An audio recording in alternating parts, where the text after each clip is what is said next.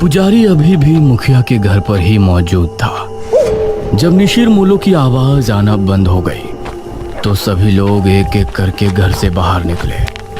मुखिया और ठकुराइन भी पुजारी के साथ घर से बाहर निकल आए। मुखिया जी, अब हमें तांत्रिक बाबा को खबर कर देनी चाहिए। हाँ पुजारी जी, लेकिन पहले पता तो चले कि निशिर मोलो ने किसी को अपना शिकार बनाया है या फिर वो ऐसे ही चले गए। इस तरह राजमहल में इशिता, मेघना और अनुज तीनों उस दरवाजे की तरफ हैरानी से देख रहे थे जो अभी खुला था।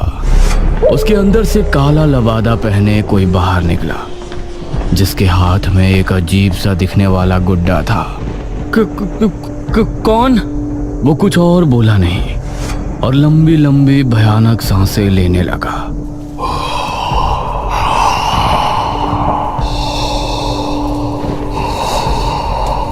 उसकी भयानक सांसों को सुनकर ये तीनों डर गए और तभी वो तेज रफ्तार से इनकी तरफ भागा।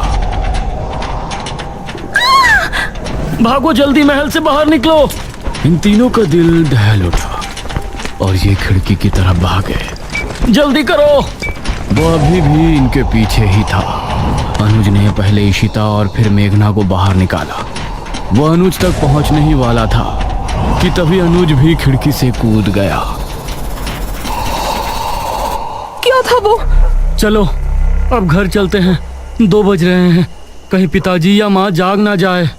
ये तीनों अब गांव की तरफ रवाना हो गए। माँ और पिताजी को इस बारे में बिल्कुल नहीं बताना, ठीक है? अरे हम क्यों बताएंगे भला? जैसे ही ये तीनों गांव पहुंचे तो बाहर ही पुजारी और बहुत से लोग खड़े थे। अनुज, तुम यहाँ? हमें तो लगा कि तुम तीनों अपने अपने कमरे में सो रहे हो। इतनी रात में तुम तीनों कहाँ से आ रहे हो? वो पिताजी। मुखिया ने मेघना और इशिता की तरफ देखा। तुम दोनों कहाँ गई थी अनुज के साथ? जी माफ कर दीजिए अंकल, हम दोनों का घूमने का मन हो रहा था। तो दिन में घूमने चले जाते, रात में बिना बताए जाने की क्या जरूरत थी? माफ कीजिए पिताजी, मैं ही इन दोनों को ले गया था, लेकिन आप सब लोग यहाँ बाहर इकट्ठा होकर क्या कर रहे हैं? अनुज ने बात को बदलते हुए कहा। आज गांव में निशिर मोलो आए थे, सभी उनकी आवाज सुनकर ही खौफ में थे। क्या निशिर मोलो? ये निशिर मोलो कौन है? 4 कथई लबादे वाले शख्स जो अपने कंधों पर एक ताबूत उठाए रात के समय गांव में घूमते हैं। उनकी आंखें लाल चमक रही होती हैं। रात के समय गांव में घूमते हैं। उस समय अगर वो किसी को देख लेते हैं या कोई उन्हें एक बार देख लेता है तो वो उसे अपने साथ ले जाते हैं। सभी गांव के लोग तो अपने अपने घरों में थे, लेकिन वो लोग संपत और कप्ता को ले गए। वो बाहर ही जुआ खेल रहे थे। अनुज, इशिता और मेघना तीनों ही ये सुनकर चौंक पड़े। पिताजी, लेकिन इससे पहले तो ऐसा गांव में कुछ भी नहीं हुआ, न ही आपने मुझे कभी इसके बारे में बताया। ये 400 साल पहले की बात है बेटा, हमारे महाराज के समय की बात। लेकिन उस समय किसी तरह उनको रोक दिया गया था, लेकिन अब अचानक वो कैसे जाग उठे, ये तो बात समझ के बाहर है। मुखिया जी, अब कल सुबह ही तांत्रिक महाराज से मिलने के लिए निकलेंगे।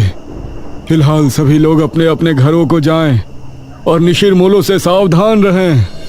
ये सुनकर सभी गांव के लोग अपने अपने घरों को चले गए, लेकिन अब सभी के दिल में अजीब सा डर बैठ गया था। इशिता और मेघना भी अपने कमरे में पहुंची। ये तो बहुत बड़ी गड़बड़ हो गई। हम लोग तो यहाँ पर मृत्युंजय अमृत के लिए आए थे और यहाँ तो राजमहल निशिर मोलो पता नहीं क्या क्या सुनने में आ रहा है। ये लोग अब हमें मृत्युंजय अमृत तक लेकर भी जाएंगे या नहीं? अरे तुझे दिख नहीं रहा यहाँ कितनी प्रॉब्लम है? हम दोनों सुबह यहाँ से जा रहे हैं बस। नहीं, मैं नहीं जा सकती। लेकिन क्यों? वो मृत्युंजय अमृत। इतना कहकर मेघना ने आगे कुछ नहीं कहा। आपने बिना सोचे समझे उन दोनों लड़कियों को घर में जगह क्यों दे दी? देखा ना अब क्या हुआ। ठकुराइन, वो लड़कियां तो अनजान है, लेकिन अनुज को तो सब कुछ पता है ना। वो उनको लेकर रात में निकल गया, इसमें हम उनको दोषी नहीं ठहरा सकते। उनको लेकर जाने वाला तो हमारा ही बेटा है ना। कुछ ही देर में सभी एक एक करके सो गए।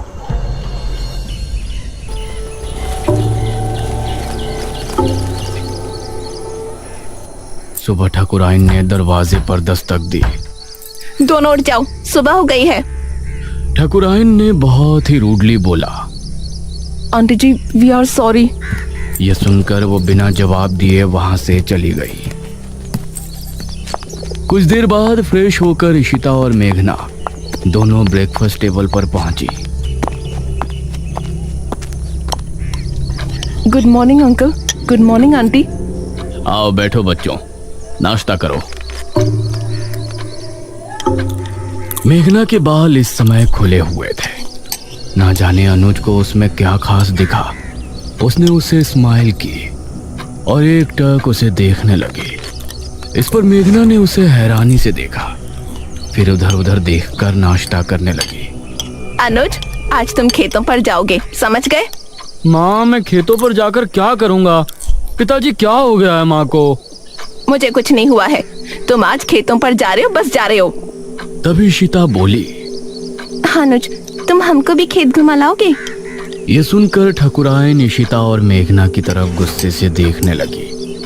तभी अनुज भी खुश होते हुए बोला, हाँ ठीक है, मेघना को भी हमारे खेत काफी पसंद आएंगे। हाँ बेटा, क्यों नहीं, लेकिन एक बात ध्यान रखना, तीनों साथ रहना और शाम होने से पहले घर लौट आना। तब तक तांत्रिक महाराज भी आ ही जाएंगे। नाश्ते के बाद इशिता और मेघना अनुज के साथ घर से निकली।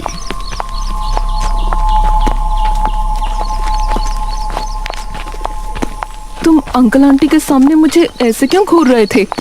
तुम सच में शहर से ही हो ना? क्यों, कोई शक है? शहर की लड़की होती तो अब तक समझ जाती कि मैं उस पर लाइन मार रहा हूँ। वो मतलब स्लिप हो रहा हूँ। अनुज, उसे ऐसे मजाक बिल्कुल पसंद नहीं। ओह अच्छा। अच्छा ठीक है, सॉरी, लेकिन वो मजाक नहीं था। ये सुनकर मेघना भी हल्के से मुस्कुरा दी। ये लोग अब घने जंगल में पहुंच चुके थे। वैसे अनुज, यहाँ आने से पहले हमने कुछ सुना था। क्या सुना था? यही ना कि हमारे गांव के लोग एक नंबर के बेवकूफ है। अरे नहीं, किसी मृत्युंजय अमृत के बारे में कहा जाता है कि उसको पीने से बड़े से बड़ा रोग दूर हो जाता है। ये सुनकर अनुज ने इशिता और मेघना दोनों को घूर कर देखा। तो तुम लोग यहाँ मृत्युंजय अमृत की तलाश में आई हो? नहीं, वैसे वो झूठ नहीं तो सीधा बोलना था ना। बेकार में राजमहल जाकर मुझे भी माँ से डांट पड़वा दी। वो हमें लगा था कि सीधे उसके बारे में पूछने से तुम कुछ गलत समझोगे। वैसे ये इशिता पूछती तो लगता, लेकिन तुम पूछती तो नहीं लगता। ये कहकर अनुज मुस्कुराने लगा और इस बार मेघना के चेहरे पर भी मुस्कान छलक आई। तो क्या तुम हमें उसके बारे में बता सकते हो? उसकी कहानी बहुत ही अजीब है, मुझे पूरी नहीं पता। तो बताओ ना, मुझे सुनना है। जितनी पता है उतनी बता दो। ये बात मुझे दादाजी ने बताई थी। सन 1600 में एक बहुत बड़ी महामारी फैली थी। जवान बूढ़े सभी की तबीयत बिगड़ती और फिर कुछ ही दिनों में उनकी मौत हो जाती। उस समय जो राजा था उसे इसकी बहुत चिंता सता रही थी और राजा की चिंता देखकर उनकी बेटी राजकुमारी बहुत चिंता में थी। जब ठीक 4 साल उस महामारी को गुजर गए तो राजकुमारी रहस्यमय तरीके से गायब हो गई। गायब? वो कैसे? वो कहीं चली गई थी। राजा ने उन्हें बहुत ढूंढा लेकिन वो कहीं नहीं मिली। उसके बाद ठीक 1 साल 1 महीने बाद राजकुमारी लौटी और अपने साथ वो एक बीज लेकर आई थी। महाराज ने उनसे सवाल किया कि कहाँ थी, तो उसने कोई जवाब नहीं दिया। उसके बाद उस बीज को बोया गया और उससे ये बरगद का पेड़ उगा और इस बरगद के पेड़ से ये मृत्युंजय अमृत, इसको पीने से राज्य में आई महामारी खत्म हो गई। लेकिन कुछ समय बाद ही राज्य पर बहुत बड़ा संकट आया। कैसा संकट? और ये निशिर-मोलो जिसके बारे में गांव के लोग बातें कर रहे हैं, उनकी क्या कहानी है? उसका तो मुझे भी नहीं पता। फिलहाल तुम वो देखो। उसने सामने की तरफ उंगली पॉइंट की। कुछ ही दूर पर सामने था एक हरा भरा बरगद का पेड़। उसे देखते ही मेघना हैरान रह गई। ये वही पेड़ था जो उसे सपने में दिखाई देता था और अब उसका वो सवाल और भी गहरा हो गया था कि ये पेड़ उसको सपने में क्यों दिखाई देता है। ओह माय गॉड, ये पेड़ तो बहुत बड़ा है। यही मृत्युंजय अमृत का पेड़ है। हाँ, और क्या? लेकिन इससे तो अमृत टपक ही नहीं रहा। वो अमृत तो सिर्फ पूर्णमासी और एकादशी की रात ही कुछ देर के लिए टपकता है। हर समय थोड़ी ना वो गिरता रहेगा। ओह, तो ये बात है। हाँ, अगर तुमको उसे देखना है तो तुम लोग पूर्णमासी तक यहाँ रुक जाओ। ये कहकर अनुज मुस्कुराया। मुझे मेघना के साथ थोड़ा और समय बिताने का भी बहाना मिल जाएगा। हम रुक तो सकते हैं, फिलहाल आप अपनी मम्मी जी को समझाओ। तुमने देखा नहीं सुबह कितना गुस्सा थी वो हमसे। उनका बस चलता तो वो हमें तभी घर से निकाल देती। अरे माँ है ना, तो फिक्र तो होगी ही, लेकिन बेफिक्र रहो, मेरे आगे कोई नहीं बोलता। तुम लोग बेझिझक यहाँ रुक सकते हो। हाँ ठीक है, वैसे भी हम लोग मृत्युंजय अमृत देखने से पहले तो नहीं जा सकते। लेकिन वो आदमी जो हमें राजमहल में नजर आया था, वो कौन था? इस पर अनुज ने मेघना से नजरें मिलाई। पागल। पागल? What do you mean? देखो, उस वक्त उसे देखकर तो मैं भी डर गया था, लेकिन अब सोचता हूँ कि कोई पागल ही होगा जो बेचारा उस राजमहल में सो रहा होगा। हमने उसकी नींद खराब कर दी तो उसी वजह से हमारे पीछे भागा होगा। मेघना को इस बात में सहमति नहीं नजर आई। वो कोई पागल तो हो नहीं सकता। उसका पहनावा भी आज के टाइम का नहीं लग रहा था। इशिता ने पेड़ की कुछ फोटो खींची और ये लोग खेतों पर पहुंचे। ये काफी देर तक साथ घूमे और इनके बीच बातें भी खूब हुई। अनुज की बातें अब मेघना को भी अच्छी लगने लगी थी, लेकिन वो अपने सपने और इस गांव के रहस्यों के बारे में ज्यादा सोच रही थी। शाम होने से पहले ये तीनों गांव वापस पहुंच गए।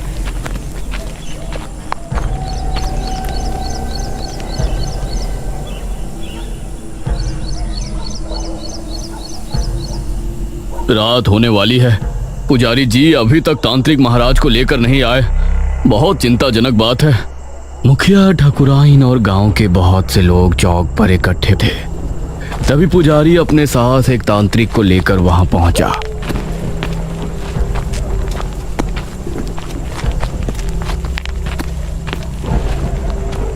प्रणाम बाबा। प्रणाम। तांत्रिक महाराज नहीं आए? तांत्रिक महाराज शाम से ध्यान मग्न बैठे हैं। वो सुबह सूरज निकलने से पहले नहीं उठ सकते, इसलिए मैं उनकी जगह यहाँ आया हूँ। आप निशिर मोलो के बारे में सब जानते हैं ना? चिंता ना करें, तांत्रिक महाराज का आशीर्वाद हमारे साथ है।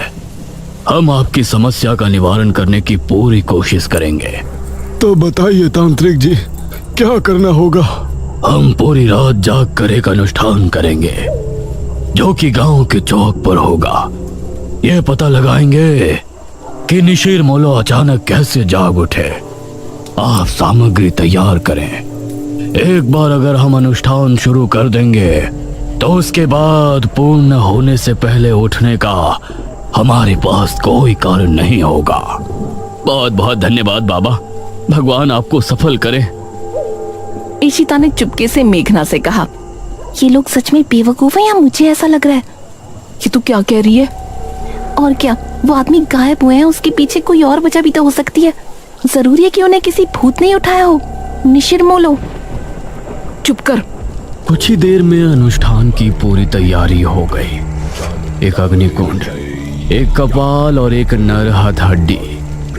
उसके आसपास 4 धूप बत्तियों से धुआं निकलकर वातावरण को शुद्ध कर रहा था। आप सभी अपने अपने घरों में जाएं और अनुष्ठान के सफल होने की प्रार्थना करें। हवा फिर से तेज हो गई थी। चौक पर सिर्फ तांत्रिक और पुजारी नजर आ रहे थे।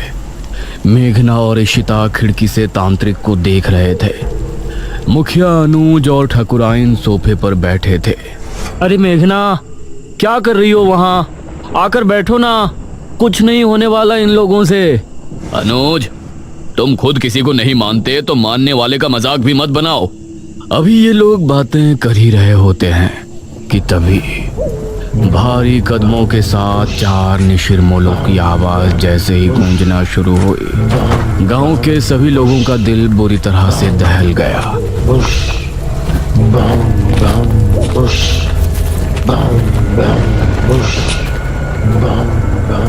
अरे ये आवाज?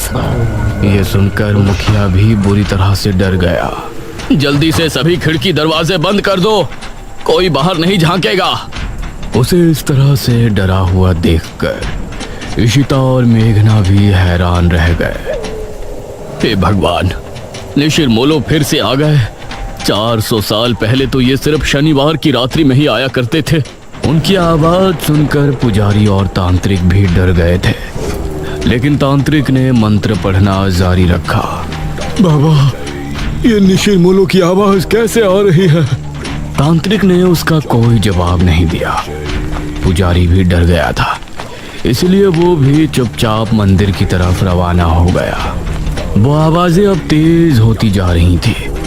मेघना ने जल्दी से खिड़की को बंद कर दिया। इधर पुजारी मंदिर की तरफ बढ़ ही रहा था कि तभी उसको सामने से निशिर मोलो आते हुए नजर आए। पुजारी उन्हें देखकर बेहद डर गया और खौफ भरी आंखों से उन्हें देखता रहा। ताबूत खुलते ही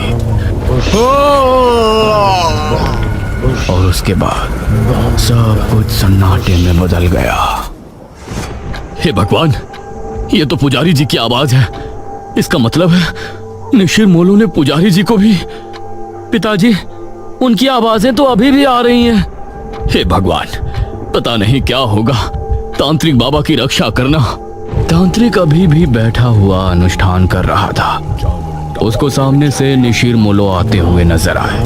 उन्हें देखकर तांत्रिक की आंखों में भी खौफ उतर आया। निशिर मोलो उसके सामने आकर रुक गए और एकदम शांत हो गए।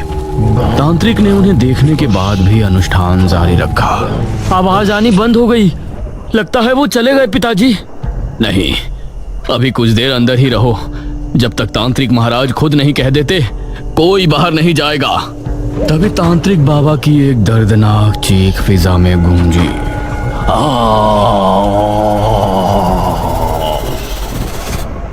हे भगवान, ये तो तांत्रिक बाबा की आवाज है। धीरे धीरे आवाजें हल्की होती चली गईं और फिर पूरी तरह से शांति छा गई। चलो, सब जल्दी से बाहर चलो। अब मुखिया और सभी गांव के लोग अपने घरों से निकलकर चौक पर पहुंचे। वहां उन्होंने देखा कि तांत्रिक बाबा किसी मिट्टी के पुतले के जैसे जमे बैठे हैं। उनकी आंखें और मुंह पूरी तरह से फटा हुआ है। तांत्रिक बाबा! अगले ही पल उनका शरीर धीरे धीरे गायब हो गया। ये भयानक मंजर देखकर सभी के डर के मारे चीख निकल गई। निशिर मोलो पुजारी जी को ले गए और तांत्रिक बाबा का अंत कर दिया। इसका मतलब वो सिर्फ ये अनुष्ठान रोकने आए थे। पिताजी, अब निशिर मोलो से हमें कौन बचाएगा? अब तो तांत्रिक महाराज को ही आना होगा, वही कुछ कर सकते हैं। इशिता और मेघना तांत्रिक की मौत देखकर बहुत डर गई थी। दूसरी तरफ गुफा में बैठे बड़े तांत्रिक ने अचानक से अपनी आंखें खोली। उनके चेहरे पर चिंता की लकीरें साफ नजर आ रही थी। निशिर मोलो का ये रूप, उसने हमारे शिष्य का भी अंत कर दिया। अब हमें खुद वहां जाना होगा, वरना प्रलय आ जाएगा। उस रात जब मेघना सो रही थी तो उसे एक सपना आया। वो एक राजकुमारी वाली वेशभूषा में एक सुनसान जंगली इलाके में घूम रही है। दूर दूर तक कोई नजर नहीं आ रहा है। तभी कोई पीछे से उसके कंधे पर हाथ रखता है। हाँ? मेघना चौंकते हुए पीछे मुड़कर देखती है और उसके मुंह से चीख निकल जाती है। उसे देखकर वो चीखती हुई नींद से जाग उठती है। अरे मेघना, क्या हुआ? मृत्युंजय अमृत क्या है ये तो हमने जान लिया, लेकिन निशिर मोलो कौन है और मेघना का इन सब से क्या संबंध है? वो कौन सा खौफनाक रहस्य है जिसकी वजह से गांव के लोग पहले भी खौफ में थे और आज भी है? इन सभी सवालों के जवाब जानने के लिए हमारे साथ बने रहिए निशिर मोलो के तीसरे भाग में।